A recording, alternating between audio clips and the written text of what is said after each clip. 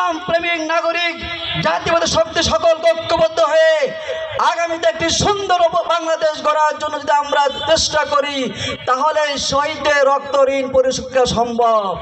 না হলে যারা এই দেশের জন্য ইসলামের জন্য জীবন দিয়েছেন, কাল কিয়ামতের ময়দানে কিন্তু আমাদের বিরুদ্ধে সবাই আসামি কাতারে দাঁড় করাবে। আসুন প্রিয় ভাইরা, সময় যদি সংক্ষেপ, আসুন আমরা শপথ নেই। আমার শিপন ইসলামী ছাত্র শিবিরের ওই 15-16 বছরের শিপন, হাফেজ শিপন, তার মায়ের কাছে বিদায় নিয়েছে, মা আর বুঝি তোমার সাথে আমার দেখা হবে না। আর মা স্বপ্নে দেখলেন তার শিপন জান্নাতে পাখি হয়ে ঘুরতেছে। তিনি এই বিদায় নিয়ে তার শেষ বিদায় শিপন মনে করেছিলেন আজকে হয়তো আমি শহীদ হব, কিন্তু এই দেশের শীর্ষ আলেমের গায়ে যেন একটি লাঠির ডাং, পাথরের ডাং না লাগে।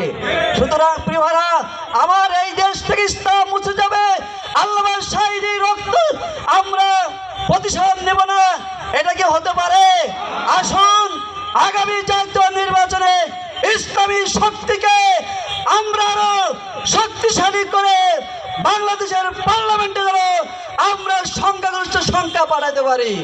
এই জন্য আমাদের জান এবং মাল দিয়ে শাহাদাতের তামান্না নিয়ে বাংলাদেশের মানুষের মুখে হাসি ফুটানোর জন্য, সন্ত্রাস দুর্নীতিমুক্ত একটি সুন্দর বাংলাদেশ গঠন করার জন্য আমরা সকলে মিলে ঐক্যবদ্ধ কাজ করি, তাহলে শহীদদের ঋণ আমরা পরিশোধ করতে পারবো। আল্লাহ তাআলা আজকে আমার সকল শহীদ ভাইদের, আমার সকল 28 অক্টোবর সহ যত সময়ে 24 সহ যত শাহাদাত বরণ করেছে, আমরা সকলের জন্য দোয়া করি। আল্লাহ তাআলা আমাদের ওই শহীদদেরকে জান্নাতুল উচ্চ মাকাম দান করুন। তাদের রক্তের প্রতি রক্তের বিনিময়ে, প্রতিটি ফোঁটা রক্তের বিনিময়ে বাংলাদেশের জন্য একটি সুন্দর বাংলাদেশ, আল্লাহর কোরআনের রাজ, কালেমার পতাকা আমরা দেখতে পাই ইনশাআল্লাহ। আল্লাহ তাআলা আমাদের সকলকে কবুল করুন।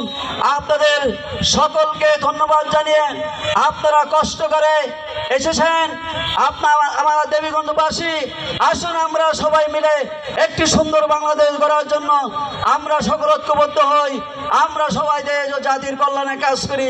আল্লাহ তাআলা আমাদের সকলকে তৌফিক দান করুন। ওয়া মা তৌফিক ইল্লা বিল্লাহ। আসসালামু আলাইকুম ওয়া রাহমাতুল্লাহ।